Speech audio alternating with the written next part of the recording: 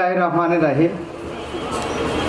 আজকে এই ইন্টারন্যাশনাল কনফারেন্সে উপস্থিত রয়েছেন আমাদের বিমসের চেয়ারম্যান এবং উপস্থিত রয়েছেন আমাদের চিফ গেস্ট জাস্টিস, আরও উপস্থিত রয়েছেন বাহিরের দেশের জাস্টিস এবং বিশেষ অতিথিবৃন্দ এবং আমার মঞ্চের সামনে বিভিন্ন এলাকা হইতে আগত বিভিন্ন প্রতিষ্ঠানের শিক্ষার্থীবৃন্দ, সকলের প্রতি আমার সালাম। আসসালামু আলাইকুম।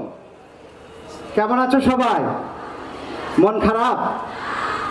মন খারাপ হবে না, কারণ আমি প্রথমেই আনন্দিত এবং গর্বিত যে আমরা ঐতিহাসিক পাহাড়পুর এই বৌদ্ধবিহারের সংলগ্নে পাহাড়পুর আদিবাসী উচ্চ বিদ্যালয়ে এত বড় একটা অনুষ্ঠানের আয়োজন, এটা আমাদের গর্বের বিষয়।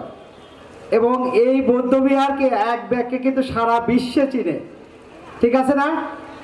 তো আজকে আমাদের এই কনফারেন্সের মূল বিষয় হচ্ছে যে স্টুডেন্ট উইং বিমস মেডিয়েশন।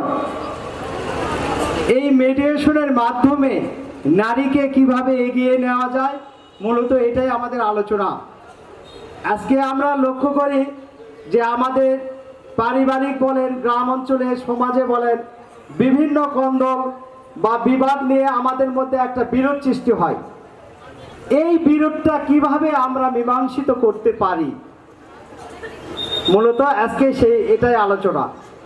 যখন আমাদের বিরোধ হয় তখন মিডিয়েটর, একজন নিরপেক্ষ মিডিয়েটর, সে যদি মনে করে যে এই বিরোধটা আমি খতিয়ে দেখে আলোচনার মাধ্যমে সুষ্ঠুভাবে এটা আমরা সমাধান করতে চাই, সম্ভব, অবশ্যই সম্ভব। কারণ আমি ব্যক্তিগতভাবে এটা ওতপ্রোতভাবে জড়িত।